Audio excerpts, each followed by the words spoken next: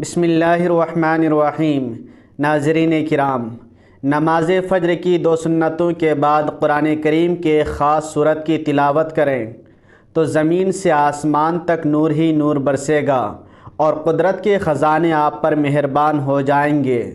صبح کی پہلی کرن جب زمین کو چھوتی ہے تو اللہ تبارک و تعالی کے بے شمار راز انسان کے سامنے کھل جاتے ہیں۔ اگر دن کا آغاز اللہ کے ذکر سے ہو، قرآن کریم کی تلاوت سے ہو اور نماز فجر سے ہو تو پورا دن برکت، کامیابی اور سکون سے بھر جاتا ہے۔ لیکن اگر فجر کی 2 سنتوں کے بعد قرآن کریم کی ایک مخصوص سورت پڑھ لی جائے تو آسمانوں سے رحمت کے دروازے کھل جاتے ہیں اور زمین سے آسمان تک نور کی برسات ہوتی ہے۔ یہ سورت اللہ تبارک و تعالی کی عظمت، اس کی قدرت، اس کے انعامات اور اس کی مہربانیوں کا خوبصورت بیان ہے۔ اس مبارک گھڑی میں جب بندہ اللہ تبارک و تعالی کی طرف متوجہ ہو کر یہ سورت پڑھتا ہے تو وہ اپنے رزق، صحت، عزت، گھر، کاروبار اور دل کے سکون کے دروازے کھول لیتا ہے۔ فجر کی سنتیں ویسی ہی عظیم فضیلت رکھتی ہیں۔ نبی کریم صلی اللہ علیہ وآلہ وسلم نے فرمایا کہ فجر کی 2 رکعات سنتیں دنیا و ما فیہا سے بہتر ہیں۔ رسول اللہ صلی اللہ علیہ وسلم نے فرمایا، فجر کی 2 رکعات سنتیں دنیا اور اس کی تمام چیزوں سے بہتر ہیں۔ صحیح مسلم۔ اس سے معلوم ہوتا ہے کہ یہ 2 رکعتیں کتنی عظیم ہیں، ان کی قدر دنیا کی تمام نعمتوں سے بڑھ کر ہے۔ ایک اور حدیث میں حضرت عائشہ صدیقہ رضی اللہ تعالی عنہا فرماتی ہیں کہ نبی کریم صلی اللہ علیہ وسلم نے کسی نفل نماز کی اتنی پابندی نہیں کی جتنی فجر کی 2 رکعتوں کی۔ صحیح بخاری و صحیح مسلم۔ اس سے ظاہر ہوتا ہے کہ یہ سنتیں نبی کریم صلی اللہ علیہ وسلم کے نزدیک سب سے زیادہ اہم تھیں۔ اب سوچیں کہ ان 2 رکعتوں کے بعد اگر آپ قرآن کریم کی ایک ایسی سورت پڑھ لیں جو فرشتوں کی توجہ، اللہ تبارک و تعالی کی خاص مدد اور آسمانی خزانوں کی کنجی ہے تو آپ کی زندگی کیسے نہ بدل جائے گی۔ یہ سورت نہ صرف روح کو تازگی دیتی ہے بلکہ دل کو سکون، زندگی کو سمت اور تقدیر کو بلندی عطا کرتی ہے۔ اس کی برکت سے اللہ تبارک و تعالی اپنے غیبی خزانے کھول دیتا ہے اور بند دروازے کھلنے لگتے ہیں۔ آئیے آج کی ویڈیو میں جانیں گے کہ یہ کون سی سورت ہے، اس کے کیا کمالات ہیں اور اسے کب، کیسے اور کتنی بار پڑھنا ہے۔ محترم ناظرین، آج ہم آپ کو جس سورت کے بارے میں بتا رہے ہیں یہ قرآن پاک کی ایک نہایت پیاری اور بابرکت سورت ہے۔ اگر اسے فجر کی 2 سنتوں کے بعد پڑھا جائے تو زمین سے آسمان تک نور کی برسات ہو جاتی ہے اور قدرت کے خزانے اس شخص پر مہربان ہو جاتے ہیں۔ یہ سورت عرش والوں کو بہت پسند ہے۔ اسے پڑھنے والے کی اللہ تبارک و تعالی نہ صرف مغفرت فرماتا ہے بلکہ اس کے لیے رزق اور دولت کے دروازے کھول دیتا ہے اور غیب سے اس کی مدد فرماتا ہے۔ یہ سورت اتنی طاقتور اور بابرکت ہے کہ اس کی تلاوت کرنے والے کی تقدیر بدل جاتی ہے اور اس کے مقدر کو 4 چاند لگ جاتے ہیں۔ اللہ تبارک و تعالی نے اس میں خاص برکت اور شفا رکھی ہے۔ یہ پڑھنے سے اللہ تبارک و تعالی کی نعمتوں کا ڈھیر لگ جاتا ہے اور اس کی برکتوں سے گھر مالا مال ہو جاتا ہے۔ اس سورت کے بارے میں جاننے کے لیے ویڈیو کو آخر تک ضرور دیکھیں۔ یہ سورت اللہ تبارک و تعالی کی وحدانیت اور اس کی عظمت کا بیان ہے جو بندے کی ایمان کو مضبوط کرتی ہے اور اسے ہر مشکل سے نکالتی ہے۔ محترم ناظرین کرام، ایک مرتبہ امیر المومنین حضرت علی المرتضیٰ رضی اللہ تعالیٰ عنہ کوفہ کی مسجد میں تشریف فرما تھے۔ ایک شامی نے اٹھ کر کہا، اے امیر المومنین، میں آپ سے چند سوالات پوچھنا چاہتا ہوں۔ آپ نے فرمایا، سمجھنے کے لیے سوال کرو، ضد بازی کے لیے نہیں۔ مسجد میں موجود لوگ اسے حیرت سے دیکھنے لگے۔ شامی نے پوچھا، اللہ تبارک و تعالی نے سب سے پہلے کیا خلق کیا؟ حضرت علی رضی اللہ تعالی عنہ نے فرمایا، اللہ نے نور کو خلق کیا۔ شامی نے پوچھا، آسمانوں کو کس چیز سے بنایا؟ فرمایا، پانی کے بخارات سے۔ شامی نے کہا، زمین کس سے بنائی گئی؟ فرمایا پانی کی جھاگ سے۔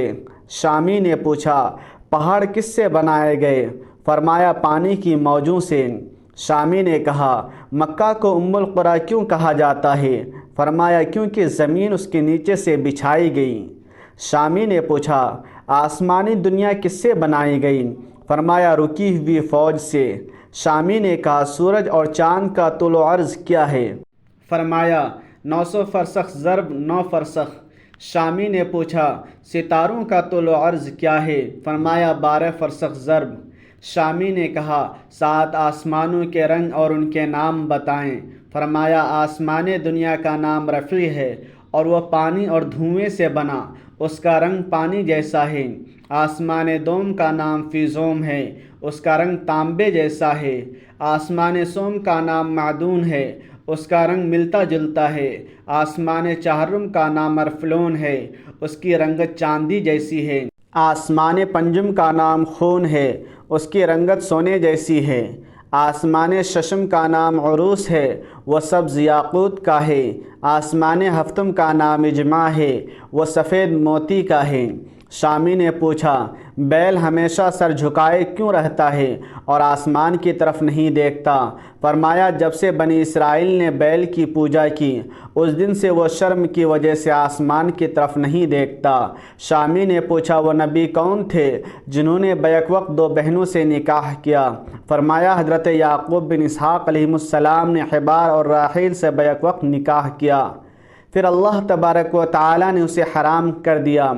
اس حوالے سے قرآن پاک میں سورۃ النساء آیت نمبر 23 میں 2 بہنوں سے بیک وقت نکاح کی ممانعت بیان کی گئی ہے۔ شامی نے پوچھا 2 بہنوں سے نکاح کیوں حرام ہے؟ فرمایا نبی کریم صلی اللہ علیہ وسلم نے فرمایا کہ 2 بہنوں سے نکاح نہ کرو کیونکہ اس سے رشتے ٹوٹتے ہیں۔ شامی نے پوچھا مد و جزر کیا ہے؟ فرمایا اللہ نے سمندروں پر ایک فرشتہ رمان مقرر کیا ہے، جب وہ پاؤں سمندر میں رکھتا ہے تو مد ہوتی ہے اور جب نکالتا ہے تو جزر ہوتی ہے۔ شامی نے پوچھا جنات کا باپ کون ہے؟ فرمایا جنات کا جد اعلیٰ شعبان شیطان ہے جسے اللہ تبارک و تعالی نے آگ کے شعلے سے بنایا۔ شامی نے پوچھا کہ اللہ نے جنات کی طرف نبی بھیجا؟ فرمایا ہاں، اللہ نے یوسف نبی علیہ السلام کو بھیجا لیکن جنات نے انہیں قتل کر دیا۔ شامی نے پوچھا ابلیس کا آسمان میں کیا نام تھا؟ فرمایا حارث۔ شامی نے پوچھا آدم کا نام آدم کیوں رکھا گیا؟ فرمایا کیونکہ وہ زمین کی خاک سے بنائے گئے۔ شامی نے پوچھا میراث میں مرد کو 2 حصے اور عورت کو 1 کیوں؟ فرمایا حوا نے خوشہ اٹھایا، اس میں 3 دانے تھے، 1 وہ خود کھا گئی اور 2 آدم علیہ السلام کو کھلائے، اس لیے مرد کو 2 حصے اور عورت کو 1 حصہ ملا۔ شامی نے پوچھا کون سے انبیاء مختون پیدا ہوئے؟ فرمایا اللہ نے آدم، شیس، ادریس، نوح، شام بن نوح، ابراہیم، داؤد، سلیمان، لوط، اسماعیل، موسیٰ، عیسیٰ اور حضرت محمد صلی اللہ علیہ وسلم کو مختون پیدا کیا۔ شامی نے پوچھا آدم کی عمر کتنی تھی؟ فرمایا 930 سال۔ شامی نے پوچھا سب سے پہلے شعر کس نے کہا؟ فرمایا آدم علیہ السلام نے۔ شامی نے پوچھا انہوں نے شعر کب اور کیوں کہا؟ فرمایا جب آدم علیہ السلام زمین پر اترے اور قابل نے حابیل کو قتل کیا تو انہوں نے یہ شعر کہا۔ شہر اور اس کے رہنے والے بدل گئے، زمین کا چہرہ گرد آلود ہو گیا، ہر رنگ و ذائقہ بدل گیا، خوبصورت چہرے کی بشاشت مان پڑ گئی۔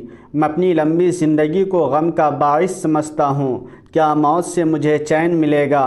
میں آنسو کیوں نہ بہاؤں کہ حابیل قبر میں مدفون ہو گیا، قابل نے اپنے بھائی کو قتل کر دیا، ہائے غم و حسرت میرا بیٹا گم ہو گیا۔ جب آدم نے یہ مرثیہ پڑھا تو ابلیس نے جواب میں شعر کہا تو شہر سے دور ہو جا، میری وجہ سے تیری جنت تنگ ہوئی جہاں تو اور تیری زوجہ سکون سے رہتے تھے، میرے مکر سے تو بچ نہ سکا اور قیمتی سرمایہ چلا گیا۔ شامی نے پوچھا آدم علیہ السلام فراق جنت میں کتنے روئے؟ فرمایا وہ 100 سال تک روتے رہے، ان کی دائیں آنکھ سے دجلہ اور بائیں سے فرات جتنے آنسو نکلے۔ شامی نے پوچھا آدم نے کتنے حج کیے؟ فرمایا انہوں نے 70 حج پیدل کیے، پہلے حج میں ایک لٹیرا ان کے ساتھ تھا، جو پانی کے مقامات کی رہنمائی کرتا تھا، وہ پرندہ جنت سے آیا تھا، اسی لیے لٹیرے اور خطاف کے کھانے سے منع کیا گیا۔ شامی نے پوچھا، خطاف اپنے پاؤں پر کیوں نہیں چلتا؟ فرمایا، اس نے 40 سال تک بیت المقدس کا طواف کیا اور آدم کے ساتھ روتا رہا، اسی لیے اس نے گھونسلوں میں رہائش رکھی۔ اس کے پاؤں اللہ تبارک و تعالیٰ کی کتاب کے 9 آیات قیامت تک رہیں گی، یعنی سورۃ الکہف کی پہلی 3 آیات، سورہ بنی اسرائیل کی آیات 45 تا 47 اور سورہ یاسین کی آیات 9 تا 11۔ شامی نے پوچھا، کفر کی ابتدا کس سے ہوئی؟ فرمایا، ابلیس سے، وہی پہلا کافر ہے۔ شامی نے پوچھا، نوح کا اصل نام کیا تھا؟ فرمایا، سکن۔ انہیں نوح اس لیے کہا گیا کہ انہوں نے 950 سال تک قوم پر نوحہ کیا۔ شامی نے پوچھا، کشتی نوح کا طول و عرض کیا تھا؟ فرمایا، طول 800 ہاتھ، عرض 500 ہاتھ اور بلندی 80 ہاتھ۔ اس کے بعد شامی بیٹھ گیا اور حضرت علی رضی اللہ تعالیٰ عنہ کے علم و دانش کی تعریف کرنے لگا۔ حضرت علی رضی اللہ تعالیٰ عنہ کا علم اتنا وسیع تھا کہ وہ ہر سوال کا منفرد اور گہرا جواب دیتے تھے، جو ان کے نبی کریم صلی اللہ علیہ وسلم سے حاصل کردہ علم کی گواہی دیتا تھا۔ ایک اور موقع پر حضرت علی رضی اللہ تعالیٰ عنہ ایک مجلس میں تشریف فرما تھے۔ ایک شخص نے پوچھا، وہ کون سے جانور ہیں جو بچہ دیتے ہیں اور وہ کون سے جانور ہیں جو انڈا دیتے ہیں؟ فرمایا، جن جانوروں کے کان باہر ہیں وہ بچے دیتے ہیں اور جن کے کان اندر دھسے ہیں وہ انڈا دیتے ہیں۔ پھر ایک اور شخص نے وہی سوال کیا۔ حضرت علی رضی اللہ تعالیٰ عنہ مسکرائے اور فرمایا، جو جانور دودھ دیتے ہیں وہ بچہ جنتے ہیں اور جو دانہ کھاتے ہیں وہ انڈا دیتے ہیں۔ ایک تیسرے شخص نے وہی سوال دہرایا تو فرمایا، جو جانور خوراک چباتے ہیں وہ بچہ جنتے ہیں اور جو نگل کر کھا جاتے ہیں وہ انڈا دیتے ہیں۔ پھر آپ جلال میں آئے اور فرمایا، میں علی بن ابی طالب ہوں، نبی کریم صلی اللہ علیہ وآلہ وسلم کا داماد اور باب علم ہوں، مجھ سے پوچھو جو چاہو، تم قیامت تک یہ سوال پوچھو، میں مختلف جواب دوں گا۔ سبحان اللہ۔ محترم ناظرین کرام، اب ہم آپ کو سورت کے بارے میں بتاتے ہیں جو اتنی طاقتور اور بابرکت ہے کہ اسے پڑھنے سے اللہ تبارک و تعالیٰ گھر پر نور برساتا ہے، قدرت کے خزانے بارش کی طرح برستے ہیں اور پڑھنے والا اللہ تعالیٰ کا دوست بن جاتا ہے۔ جو شخص اپنے گناہوں کی بخشش مانگنا چاہتا ہے، دنیا و آخرت کو بہتر بنانا چاہتا ہے، اللہ کا قرب حاصل کرنا چاہتا ہے، فرشتوں کی توجہ اور عزت پانا چاہتا ہے، یا کسی پریشانی، تنگ دستی یا غربت سے نجات چاہتا ہے، وہ فجر کی 2 سنتوں کے بعد یہ سورت پڑھے۔ انشاءاللہ اس کے تمام خواہشات پوری ہوگی، مشکلات ختم ہوں گی اور اللہ تبارک و تعالی اس کی حاجات پوری فرمائے گا۔ جانیں یہ سورت فجر کی 2 سنتوں کے بعد پڑھنی ہے، جب آسمانوں کے دروازے کھلتے ہیں اور ہر دعا قبول ہوتی ہے۔ نبی کریم صلی اللہ علیہ وسلم نے فرمایا، جو فجر کی حفاظت کرتا ہے وہ جنت میں داخل ہوگا۔ یہ دعاؤں کی قبولیت کا وقت ہے جب دل کی مرادیں رب تک پہنچتی ہیں۔ جو بندہ فجر کی 2 سنتوں کے بعد یہ سورت پڑھتا ہے، عرش کے فرشتے اسے سلام کرتے ہیں اور اس کے لیے دعائیں کرتے رہتے ہیں۔ یہ سورت زمین پر روشنی بکھیرتی ہے اور عرش الہی پر نور لے جاتی ہے۔ فرشتے اسے بار بار پڑھتے ہیں۔ جب کوئی بندہ اخلاص، محبت اور ادب سے اسے پڑھتا ہے تو فرشتے کہتے ہیں، اے اللہ، یہ تیرا بندہ تیرا خاص کلام خاص وقت میں پڑھ رہا ہے، اس پر رحمت فرما۔ اللہ تبارک و تعالی فرماتا ہے، میرے بندے نے میری محبت کی بات کی، توحید کو بیان کیا، میرے سوا کسی کو یاد نہیں کیا، تو میں اسے دنیا اور آخرت میں تنہا نہیں چھوڑوں گا۔ یہ مختصر صورت ہے لیکن اس کے اثرات بے حد ہیں۔ اگر اسے 100 مرتبہ پڑھا جائے تو اللہ 100 حاجات پوری فرماتا ہے، گناہ معاف کرتا ہے اور گھر پر نور برساتا ہے۔ بس سچے دل اور یقین سے پڑھیں، اللہ ہر دعا قبول فرمائے گا انشاءاللہ۔ محترم ناظرین، یہ سورت سورہ اخلاص ہے۔ یہ بہت بابرکت سورت ہے۔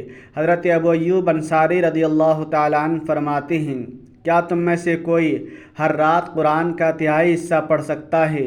صحابہ نے کہا یہ کون کر سکتا ہے؟ فرمایا قل هو اللہ احد قرآن کے تہائی حصے کے برابر ہے۔ رسول اللہ صلی اللہ علیہ وسلم نے فرمایا کہ ابو ایوب سچ کہتے ہیں۔ ایک اور حدیث میں آپ صلی اللہ علیہ وسلم نے فرمایا جو اس سورت کو 10 بار پڑھے گا اللہ تبارک و تعالی اس کے لیے جنت میں محل بنائے گا۔ حضرت عمر رضی اللہ تعالیٰ عنہ نے کہا پھر تو ہم بہت محل بنوائیں گے۔ آپ نے فرمایا اللہ اس سے بھی زیادہ اور بہتر دینے والا ہے۔ سبحان اللہ۔ سورہ اخلاص اللہ تبارک و تعالیٰ کی توحید کا اعلان ہے جو دل کو پاک کرتی ہے اور بندے کو اللہ کے قریب لاتی ہے۔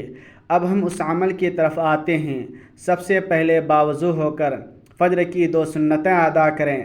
سنتیں ادا کرنے کے بعد اپنی حاجت اور مقصد کو ذہن میں رکھیں، پھر نبی کریم صلی اللہ علیہ وسلم پر درود پاک پڑھیں۔ ایک بار میرے ساتھ بھی درود ابراہیمی پڑھیں۔ اللہم صلی علی محمد وعلی آل محمد کما صلیت علی ابراہیم وعلی آل ابراہیم انک حمید مجید۔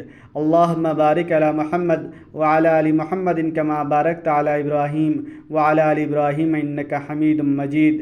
درود کے بعد سورۃ الاخلاص 33 مرتبہ پڑھیں۔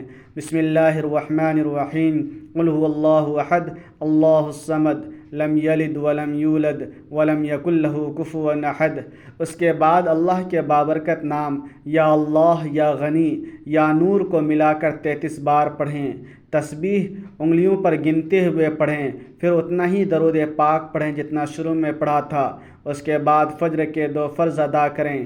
نماز مکمل کرنے کے بعد اللہ کی بارگاہ میں رو رو کر گڑ گڑا کر اس سورت کے وسیلے سے دعا مانگیں۔ اپنی پریشانیاں، تنگ دستی اور گناہوں پر ندامت کرتے ہوئے التجا کریں۔ انشاءاللہ اس سورت کی برکت سے اللہ تبارک و تعالی آپ کے حالات بدل دے گا۔